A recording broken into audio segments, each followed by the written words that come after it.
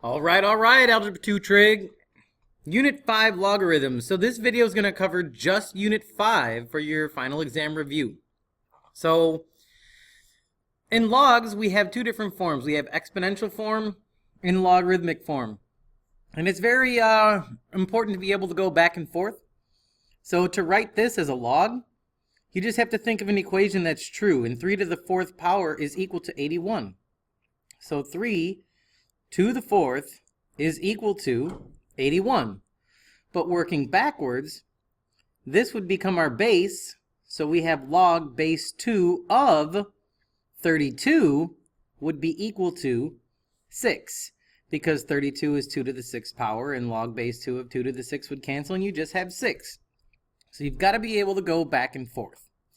And another thing that you have to be able to do is expand and condense. Now, expanding is where you make things much bigger. Condensing is where you make it smaller. So to expand the natural log of 6x cubed over y to the 4th, the first thing I would recommend doing is counting how many terms you have. So you have a 6, you have an x cubed, and a y to the 4th. So you're going to have 3 natural logs in your final answer. Our first term is 6, and then we're going to multiply. So remember, when you multiply, you switch it to addition. The 3rd power goes in front of your x. So when we expand, this becomes 3 times the natural log of x. When you divide, that's subtraction. And the exponent jumps in front, so we would have 4 ln of y. Little recap on how you expand. So condensing, you go the other way around. You write it in terms of 1 log base 2, and you make everything go together. So our first term is a 5, so we have a 5, and minus means divide. So if you were to distribute this, you would end up with 2 negatives. So we're going to have 2 things in the denominator. Our first one is an x, and our second one, we would move the 4 to the exponent, y to the 4th power. Done. Next 2 examples are the same, but have a little trick to them. So the first one, we have 3 terms, a 27, an x to the 4th, and a y. So you would have log base 3 of 27 plus log base 3 of x to the 4th. So again, we would put the 4 in front. We have our x plus log base 3 of y.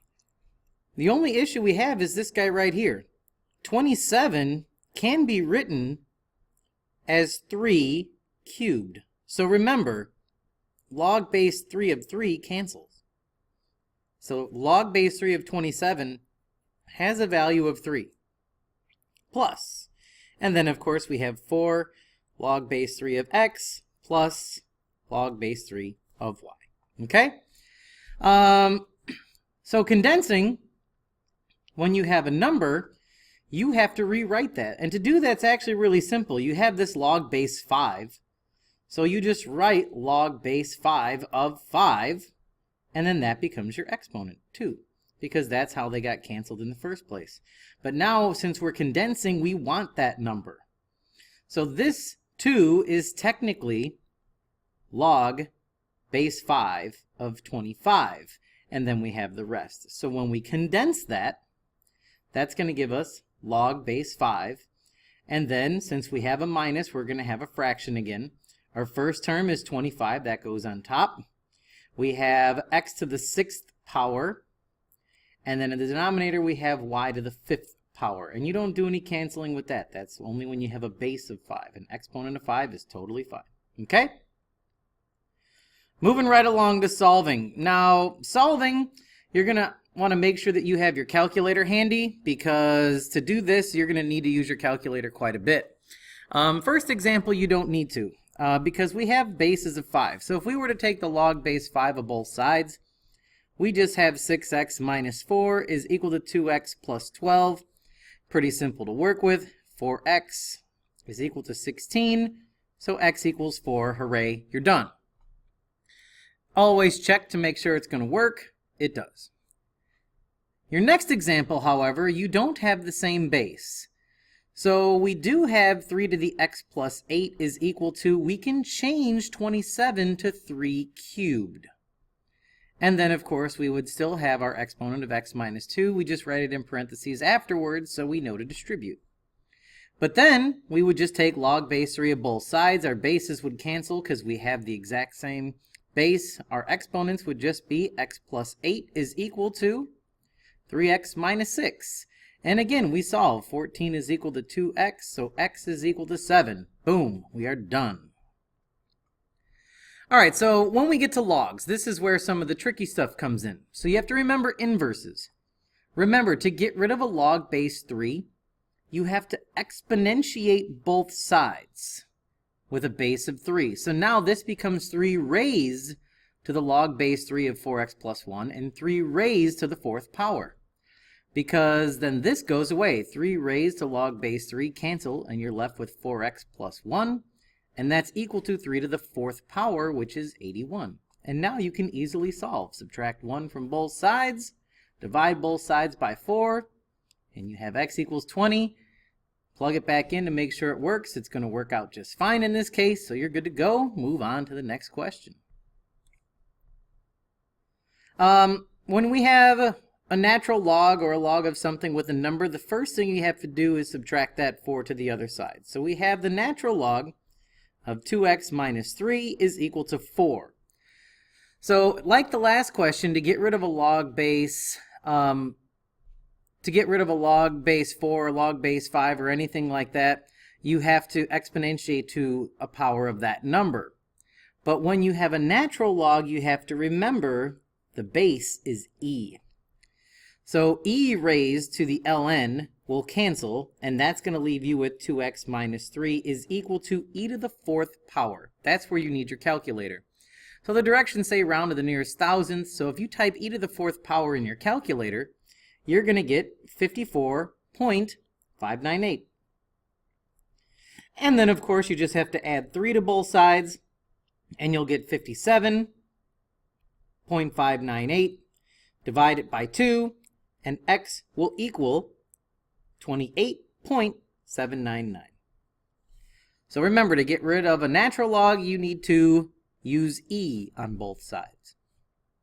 This one, first thing we're going to do is add 2. So we have 3 to the x plus 8 is equal to 22. So see, this is another one that's different because we can't change 22 to a base of 3 like we did with 27 in the problem above. So when you can't change the base into something with the same base, what you need to do is log base 3 both sides, because that will get rid of the 3. So if you log base 3 both sides, these guys will cancel, and you have x plus 8, but that's equal to log base 3 of 22. Now, depending on what kind of calculator you have, if you have one where you can just type log base in there, you just type it in and you're good to go. If not, remember, you have to use the change of base formula. So the change of base would just be the natural log of 22 divided by the natural log of 3. So we would have x plus 8 is equal to log base 3 of 22 is 2.814. And then, of course, subtract 8 from both sides, and x is equal to a negative 5.286. Okay? Last example, pretty similar. Divide both sides by 5 first, and you have e to the 2x minus 5 is equal to 6. Now, the last one we had to get rid of a base of 3. Remember, to get rid of a base of e, you have to use the natural log. So we're going to take the natural log of both sides. That'll cancel the e, and we have 2x minus 5 is equal to the natural log of 6. When you type that in the calculator, you'll have 2x minus 5 is equal to 1.792. Add 5 to both sides, and you get 6.792. Divide that by 2, and you get x is equal to 3.396. Okay? So that's how you do solving with log and exponential type functions. So the last thing we're going to talk about, or second to last thing, is going to be exponential growth and decay. So exponential growth and decay are very similar formulas. It's just whether or not you're going to add or subtract the rate. So if we have a $30,000 car expected to decline in value, then the value of our car is equal to our initial value times 1 minus the rate of 18% raised to t for time. So when you're writing a model, don't tell me 4 or 1 or anything. The model is supposed to have a t. Don't forget that. Because then how much will it be worth in 4 years? That's when we're going to replace that. So the value is 30,000 times 1 minus 0.18 raised to the 4th power. And now all you have to do is type that in the calculator. So when you type that in the calculator, you should end up with a $13,563.65 car. Also know that I didn't round to 3 decimal places like I did before because it's money. We're only going to round to 2 decimal places for money. Next one, we have Anastasia is a small town with a population of 3,000 people. So we have population is equal to 3,000 people, but it's going to increase at a rate of 6%. So that's 1 plus 0.06, and again we're going to raise to the t. So approximately how many people in 2018? Well, if this was taken in 2010 to get to 2018, that's 8 years. So the population is going to be 3,000 times 1.06 raised to the 8. And yes, you can do 1.06 just like you could have subtracted 18 in the first one. It doesn't really matter. And type that in the calculator and you're going to get a decimal, but we said approximately how many people. So we're just going to say that there's 4,782 people because, well, you really can't have a fraction of a person. That would just be weird. And we're going to move on to money. $10,000, and we're going to invest that into an account at a rate of 3.75%. So that means our amount of money, and we're going to compound monthly. So when we're going to compound monthly, you have to use the compounded formula, but not compounded continuously. So remember, that's your initial investment times 1 plus your rate divided by the number of times compounded. So monthly would be 12. And that's raised to the nt, so the number of times compounded times the number of years, 8. And again, all you have to do is type that into the calculator, and after 8 years, you should have $13,492.28 in the account. Okay? And how long would it take for your account to have 15,000 if compounded continuously? Well, that we're going to need the compounded continuously formula. So that's A is equal to P times E raised to the RT. So we would have our 15,000 is equal to our initial investment of 10,000 times E raised to the rate times T for time, because we're trying to figure out how long it takes. Now this is where you have 2 options. Option 1, type 15,000 into y1, type this equation into y2, expand your window, find where they intersect, and you're good to go. However, you could also solve this using logs. Divide both sides by 10,000 and you would have 1.5 is equal to e to the 0.0375t. And just like we talked about, you can take the natural log of both sides. So we can ln both sides here. And then we're going to end up with the natural log of 1.5 is equal to 0.0375t. So just do the natural log of 1.5 divided by 0.0375, and you will find out that it's going to take us approximately 10.821 years. And that'll give you 15,000. Not bad. Last thing for this video is exponential functions. Now, to do exponential functions, there's an easy way and a difficult way. The difficult way would be to do it by hand. Well, why would you want to do that? Let's use our graphing calculator. So, you have a stat button on your graphing calculator that you're supposed to push, and if you go to edit, that's where it brings you to the L1 and the L2 that we've used many times before. In L1, you just put your x values. In L2, you just put your y values. And that's when you press the stat,